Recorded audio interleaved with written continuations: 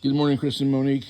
I finally got a chance to come out and do a video update. We got the boat to this stage right here. We got the floors back in, and we're getting ready to strip the sides, the insides here, and or we may be able to get to I'm going to say get away with. It's not really cutting a corner.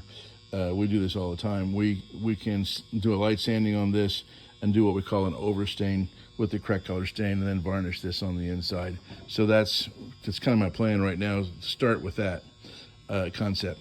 So while putting the floor back in, we had there were some broken up pieces, and we replaced those. Right, here's one of them that was broken up. We also have way up here, we had to put a filler strip in up here. I guess we probably put a little more space. Well, actually, we hit all the old screw holes, so we put a filler up here, and then this piece right here that holds the steering column was all broken up, so cracked and so forth. So when we pulled that off, we got a surprise, and it's the steering gear. Let's see if I can get this camera in there and show you. Brand name of it's Ross. It goes back to 1941, obviously, and there's the steering gear itself. Let's see if I can get this. Okay, look. So now I'm looking in the very top of the steering gear. So what you see in the center of this hole is your steering rod that goes up inside a beauty tube, and it goes up to your steering wheel. All right, so you see threads in there. I hope you can see the threads. There's actually a piece missing from the top of your gearbox.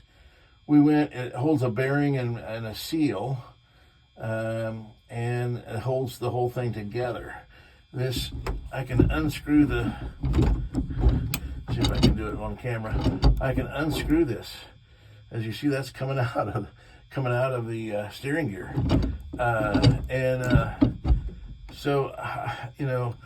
We were flabbergasted. I suspect that whoever pickled your engine and basically reacted to the sinking of the boat took that out, perhaps from the backside. I don't know. They might have taken this piece of wood off. I don't know for sure. But anyway, and they took that apart and lost it. Or then again, maybe you've had to deal with this issue of when you turn the steering wheel one direction, it comes towards your chest, and when you steer it the other direction, it goes back down. I don't know for sure, anyway, we know how to fix that.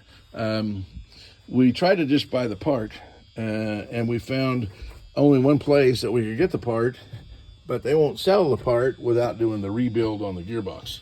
It's not in the budget. It's going to run about $1,800 for us to take this out, ship it, for them to rebuild it, send it back, and put it back in. But it pretty much has to be done. Pretty much. It has to be done. I can't think of any other alternative. So it would have to be done. Just want your acknowledgement that you know and you understand it's got to be done. And we'll get that sent off and take care of that. So which brings me kind of back to the floor. So I know you sent me a picture of basically teak decks. Like you would see on a cruiser or like you'd see on a cruiser, teak decks with about 2-inch wide teak strips with caulk in between.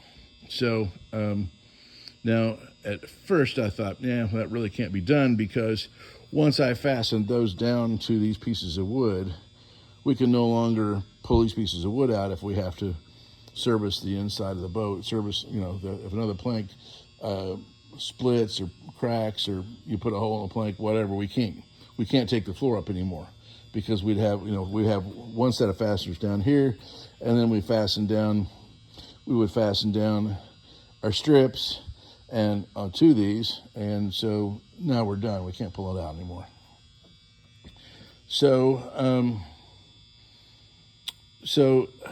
But we could. And the second thing is, we only have $2,000 in the budget for buying the linoleum and putting the linoleum back like it was.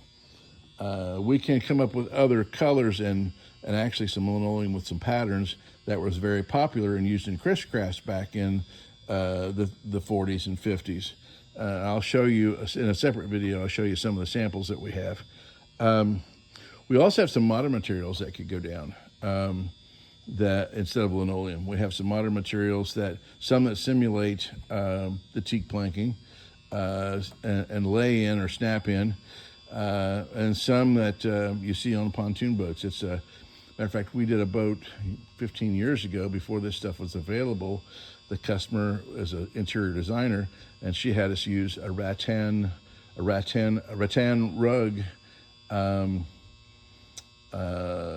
product and cut that in and put snaps in it and put that in her boat. And that was a Chris-Craft 22-foot utility. So I'm going to show you in a separate video some of the options we have around the floor, some that'll keep us in budget, and I'll also look at the options. And if you like those, I won't look at the options of putting the teak flooring in, because that will be expensive and that will be outside of the budget. And but if you tell me you want to do that, I'm more than happy to calculate that for you, get you a price on that. I don't want to spend a lot of time putting a price on it if you don't want to, if you are satisfied with some of these other options that we have. And of course, one option that I highly encourage every customer is the option of putting it back like it was originally, because that protects the value of the boat if it's all original. However, I realize this is a family boat, and you may want to personalize it, and you're not worried about selling it. You're not worried about protecting the value of the boat. So all those things considered, I'll just show you what things are available. I can do what you want. It just won't fit within existing budget. And if you want me to go outside of that, I'll show you what's available that we can probably do at the existing budget or very close to the existing budget. And then if you want to do something different, then I'll calculate that for you. Okay, I think I've beat that dead horse enough. And while we're looking at the engine, we have, while it was out, so that we could get access to the backside of these planks that we were replacing, we checked it all out, and it was exactly as represented. It was well pickled. It ran fine, and it's ready to go when we get wrapped up. We will be doing our final sand and staining. We're going to get started on that. You see a roll of rosin paper back here to go down on this floor and protect the floor from, as best we can, from stain and varnish and all that kind of stuff. I mean, we really wouldn't have to, because it's it's going to be covered anyway with something. But just from the workmanship standpoint, we'll be covering it with rosin, with this thick rosin paper. It's